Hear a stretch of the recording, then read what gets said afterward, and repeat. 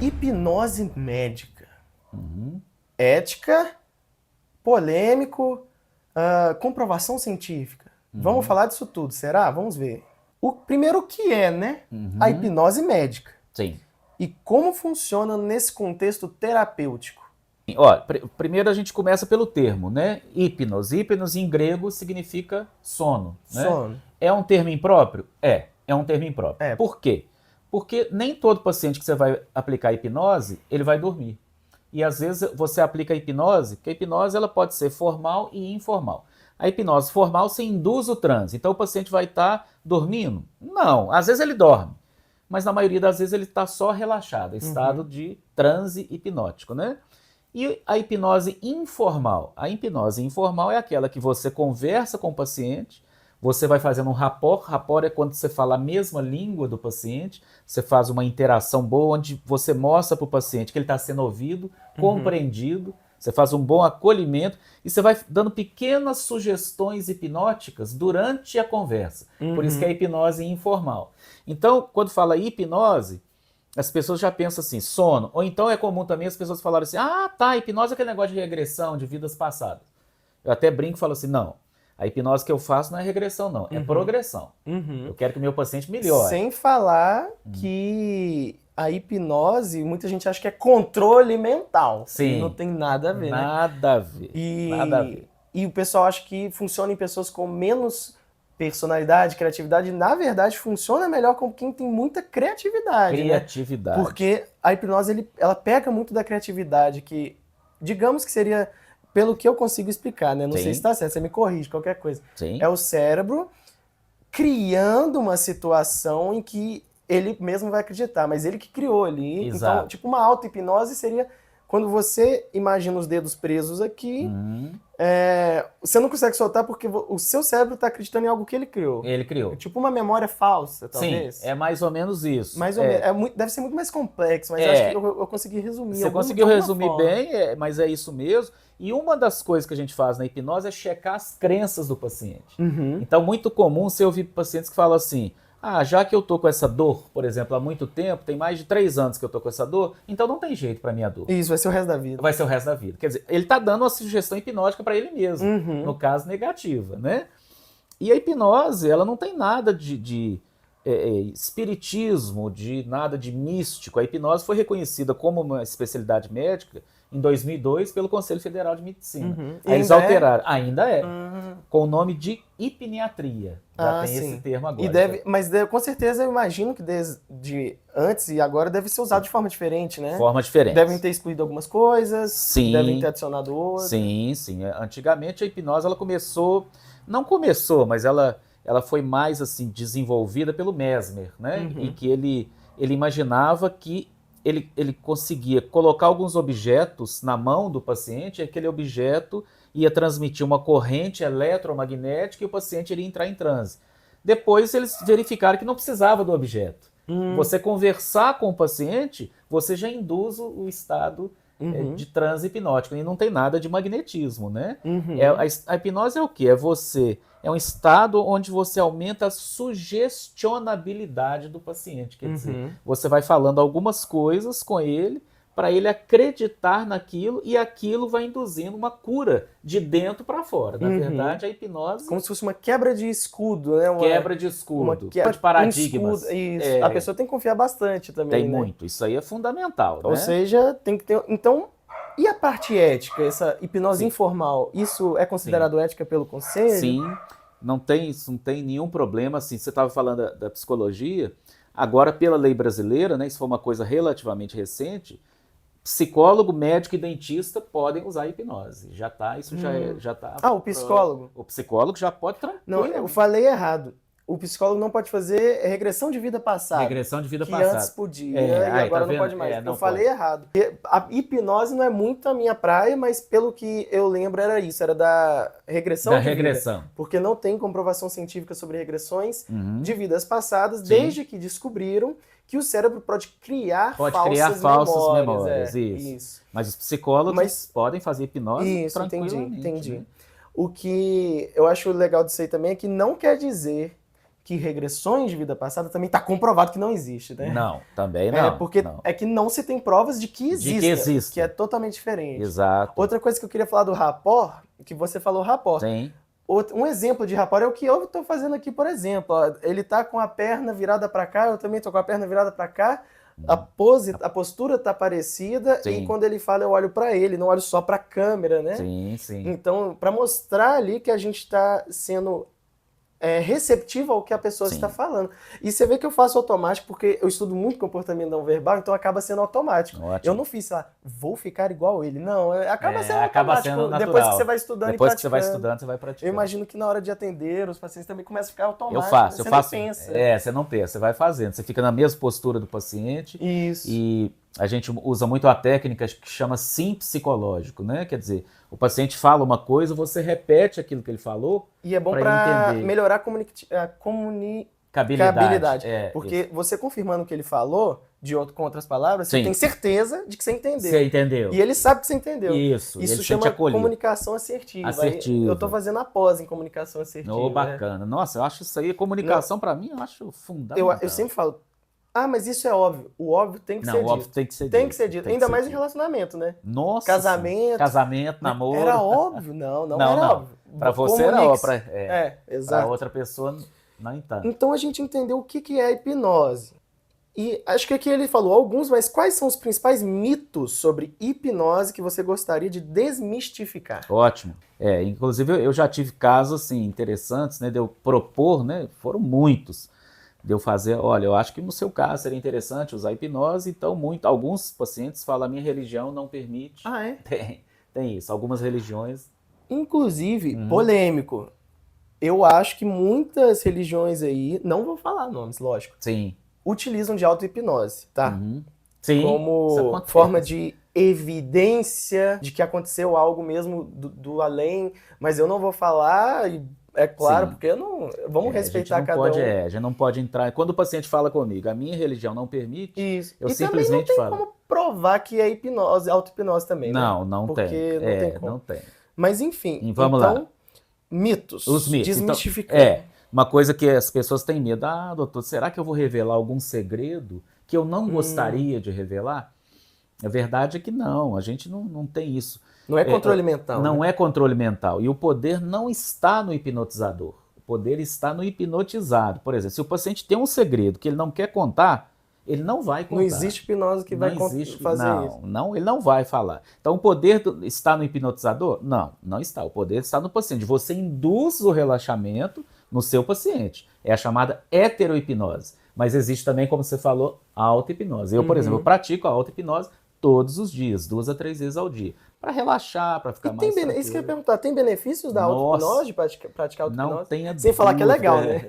Muito. Uma vez eu fui fazer de prender o dedo, né? Eu achei muito legal. Eu falei, não é possível que isso aconteceu. Acontece. Muito legal. É muito bom. Você relaxa, você descansa, você melhora a memória, a criatividade, o ânimo, a disposição. Ainda não existe uma explicação comprovada cientificamente do que é e como funciona exatamente passo a passo a hipnose, né? Não, você falou tudo agora. Porque não se sabe como funciona o inconsciente ainda, né? Não sabemos. A verdade é Onde que está a consciência? Se alguém assim que trabalha com a hipnose falar com você que sabe como a hipnose funciona, essa pessoa está mal informada. Nós não sabemos. Hoje. Nós sabemos que funciona muito bem. Ela é determinante, por exemplo, naquele paciente que eu falei do soluço, ela foi... Ainda mais que soluço é inconsciente, né? É inconsciente, né?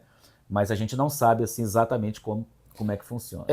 Provavelmente algumas pessoas vão falar da psicanálise, que o Freud explicou o que é o inconsciente, como ele funciona. São teorias válidas, mas elas não são comprovadas cientificamente. É isso que a gente está falando. Sim. É possível, sim, tem evidências? Tem. Mas não são o suficientes para a gente falar que é isso e ponto. Não tem. A comunidade científica ela é muito exigente. Sim. Então ela não é determinada assim, né? Então ainda não se sabe exatamente como funciona. Exato. Mas funciona.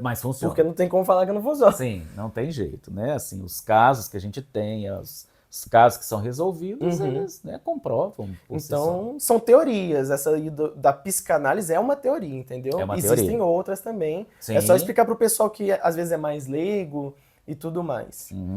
Mas aquele negócio do iceberg, né? Do negócio do Freud, do ego, superego e do id, isso é uma teoria, tá, gente? Sim, é uma teoria. Outros mitos, né? Eu coloquei aqui alguns, né? Tem um que é muito interessante, né? Que fala assim, doutor, mas e se eu entrar em transe e não voltar dele? Isso deve ser um medo, né? Deve ser um medo. Algumas pessoas ficam inseguras, né? Então não existe. Tem filme de terror com isso. Tem um filme. O cara entra dentro dele mesmo ali e não sai. Não sai mais. Isso não existe, gente. O máximo que pode acontecer, e acontece com meus pacientes com muita frequência, o paciente entra em transe e a partir do transe ele entra no estado de sono profundo, ele dorme profundamente, né?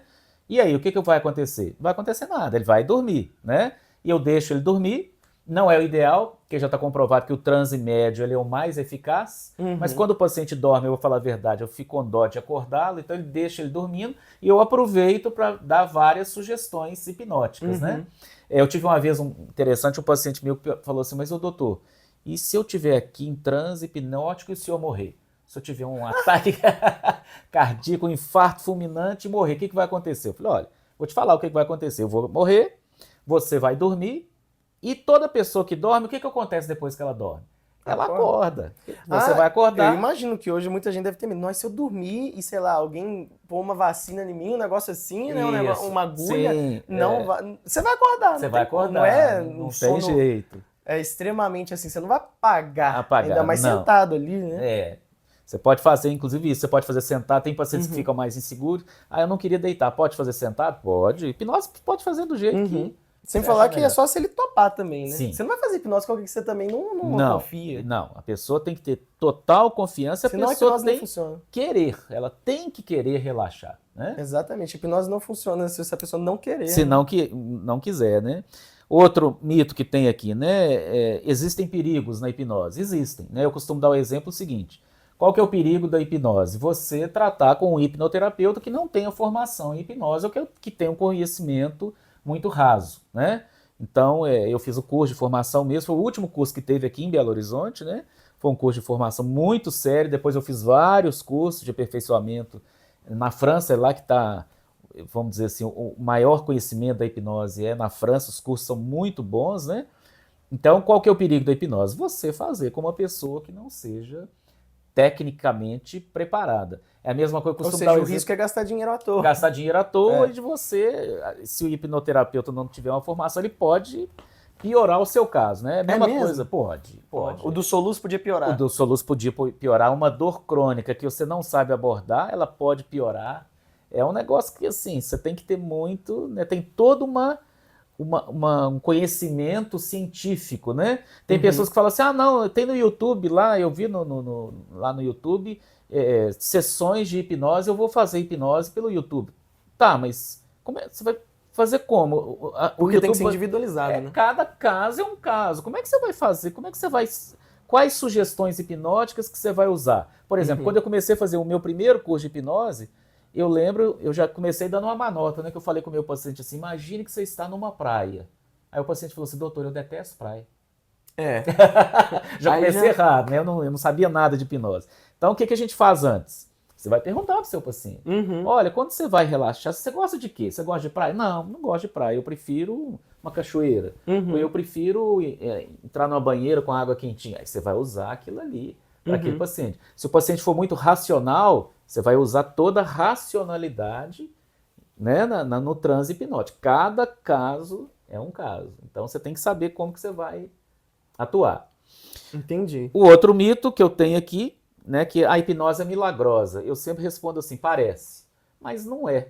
Porque, por exemplo, esse paciente, né, que parou de soluçar, né, ele foi completamente curado. Para ele deve ter sido assim, ele foi um milagre, né? Porque nada estava dando certo. Nada estava dando certo, né? Mas o que eu usei? Eu usei o conhecimento científico da hipnose, abordei, né, onde que estava o problema, o sintoma foi completamente abolido. Ele está completamente assintomático. E isso quando eu tenho trocentas outras pacientes, graças a Deus, né, que eu usei em doenças de difícil solução. Eu costumo até falar assim, quando chega até a mim, normalmente são pacientes que já buscaram muitos médicos, muitos terapeutas, e são casos difíceis, né? Aí a gente atua com a hipnose e a resolução é muito boa, né? Então, sim. Graças a Deus. Né? A relaxamento, que toda hipnose é relaxamento, e não é. Eu imagino que também muita gente pode também achar que hipnose pode curar qualquer transtorno mental, e também não é assim, né? Não, não. Porque o dele era um caso específico. Exato. E talvez o pessoal pense, então não vou fazer hipnose para tratar tudo agora. Não é tudo assim agora. também, Não é né? assim. Eu costumo até ter uma frase que eu falo de brincadeira, mas que ela é verdadeira, né? Eu falo assim, com a hipnose, o impossível eu faço na hora. Milagre demora um pouquinho mais. Então não é todo caso, não. Assim, a gente consegue realmente... Tem uma outra frase que eu fiz, né, da minha autoria mesmo, que eu digo assim, a hipnose começa onde a medicina termina. Então, na hora que o paciente tentou tudo dentro da medicina, não conseguiu um resultado bom, a hipnose ela tem uma chance boa de conseguir ou curar ou pelo menos amenizar. Até porque se não foi a medicina que resolveu, provavelmente não é tão biológico o problema. Não é tão biológico, exatamente. Pode ser mais psicológico, né? Aí a hipnose ela consegue dar um passo a mais, né? Então... Mas é o que você falou, a gente não consegue, infelizmente... E trabalhar em conjunto, né, também, não é para fazer só a hipnose e pronto, né? Não. Provavelmente a hipnose deve... Eu tô chutando, tá? Tá. Você me fala se é verdade ou não. Sim. Eu imagino que a hipnose deve funcionar muito bem já com o tratamento psicológico em dia. Olha, funciona muito bem, isso que você está falando tá certo, e às vezes a outra coisa que é importantíssima, é muito comum, o paciente começa a fazer hipnose comigo, por exemplo, e ele já está fazendo a terapia, o próprio terapeuta me liga e fala assim, Eduardo, nossa senhora, mas agora o paciente acelerou o processo, ele está fazendo uma transferência bacana, nós estamos conseguindo trabalhar bem e tal. Ótimo, então é um trabalho, é o que você falou, você está certíssimo, né? Um trabalho em equipe, né? Entra o professor de educação física, né? Para quê?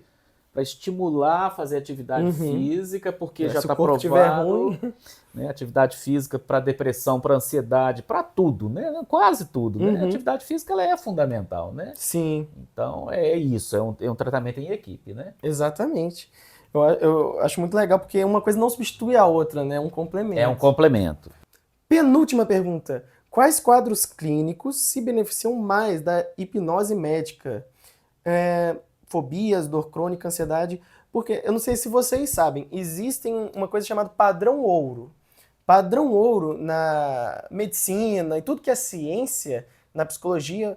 Por exemplo, fobias. Padrão ouro, por exemplo, para tratar fobias é terapia de exposição prolongada e repetida, que é um tipo de terapia. Sim. Significa que vai funcionar para todo mundo? Não, porque o ser humano nada é 100%. Mas padrão ouro significa que de todas as formas de tratar, essa foi a que mais vem dando resultado. Não quer dizer que também não dá para mudar, mas é a que mais vem dando resultado. Isso mesmo. Dentro da comunidade científica. É um acordo, né? O padrão ouro é tipo... É um protocolo. É um protocolo. Verificou que essa, por enquanto, é a melhor maneira. Isso. Então, quais que seriam os padrões ouros da hipnose? Da hipnose, né? Então, são vários, né? Por exemplo, você falou aí de fobia, tá bem indicada a hipnose? Muito bem indicada. Mas o que eu faço? Quando eu percebo que a fobia do meu paciente está assim, muito grave, muito intensa, ela está provocando um desajuste funcional, por exemplo, aquele paciente fala assim, eu tenho medo de sair na rua, agorafobia, né? Eu não consigo sair de casa. Às vezes você tem que medicar. Então, alguns antidepressivos específicos melhoram o sintoma, mas aí é que entra a coisa, em conjunto. Né? Em conjunto. Você vai melhorar o sintoma. Mas o antidepressivo vai abordar a causa? Não vai abordar a causa. Aí você entra com a hipnose para você saber qual que é a causa, o que faz com que aquele paciente tenha aquela fobia, e aí você entra com a hipnose para mudar a crença daquele paciente. Por exemplo, falando de fobia, né? Existe uma teoria na psicologia que diz o seguinte, muitos pacientes que têm fobia de alguma coisa, na verdade, eles têm uma atração ou uma identificação com o material fóbico. Vou dar um exemplo aqui, uma paciente minha que tinha medo de cachorro, muito medo. Então ela não saía na rua por isso, especificamente. Eu tenho medo do cachorro, o cachorro vai me morder e tal. Perguntei assim para ela, o que você acha do cachorro? A personalidade do cachorro em geral. Falou, eu acho o cachorro corajoso, audacioso, se alguém mexe com ele, ele não quer saber, ele vai morder. Falei, você acha que você está precisando disso? Ela falou, acho. Eu sou insegura, eu tenho dificuldade de dizer não. Quando uma pessoa me afronta, eu fico intimidada. Nessa hora eu queria ser um cachorro. Ou seja, na verdade, aquilo que ela estava com medo, ela estava, na verdade, inconscientemente se identificando. Então o que eu fiz? Eu fiz a hipnose para mostrar para o subconsciente dela isso, né? Você pode ser um cachorro quando você precisar. ficou completamente curada, não tem mais medo nenhum. Mas nesse caso eu entrei com o medicamento para fazer com que ela começasse a diminuir os efeitos físicos, né? Ela ficava com taquicardia, com sudorese, as pernas foi em bambas. conjunto. Foi um conjunto, sem falar que é muito individual, né? Porque nem todo Totalmente. mundo... Isso não quer dizer que não tudo que você tem medo é algo que você algo que você deseja. Não, tudo que é generalizado. Isso. Eu gosto de explicar isso pro pessoal do YouTube, porque como é um vídeo geral, que qualquer um pode acessar, é bom explicar direitinho, né? Porque muita gente, eu vejo isso direto. Um amigo meu vê um vídeo no YouTube e fala, isso é isso. De onde você tirou isso? Não, eu vi no YouTube. Eu vi no YouTube. Não pode ser assim. Não, tem que ser o que você está falando. Um especialista ir lá investigar. O que naquele caso está acontecendo. É totalmente diferente de, aquela pessoa ali, ela é, por exemplo, aquele cara é misógino, não deve ter tido mãe presente. Um exemplo, né? Não quer dizer. Não quer dizer. Pode ser. Pode. Mas não necessariamente. Tudo que é determinístico demais, geralmente tá errado. Geralmente tá errado. Uma coisa é, isso pode estar influenciando? Pode. Agora, isso é por causa disso? Se é estudo sobre o ser humano, tá errado. Geralmente. É isso mesmo. Tanto que eu acabei de fazer uma generalização, né? Então a gente concluiu aqui, só para ter certeza, hipnose pode ser usada em conjunto com tratamentos tradicionais, sim, você falou. Sem dúvida nenhuma. Ou ela substitui alguma abordagem? Não, na verdade, assim, ela é mais um complemento. Ela é um complemento. Então, na maioria das vezes é isso. Você tem que medicar o paciente, por exemplo, o paciente com depressão ou com dor crônica. Então, você entra com antidepressivo. Alguns antidepressivos são indicados em dores, né? Já tem antidepressivos nessa linha, né? Mas aí depois, o paciente sentiu aquele alívio, você vai entrar com a hipnose para saber por que ele tem aquela dor. Normalmente, né, para quem não sabe, quem tem dor crônica, normalmente, aquilo que você estava falando, já não pode radicalizar, mas a dor crônica está muito ligada a componentes depressivos. Ou a culpa, é muito comum. O paciente se sente culpado, então ele tem aquela dor como uma espécie de expiação da culpa.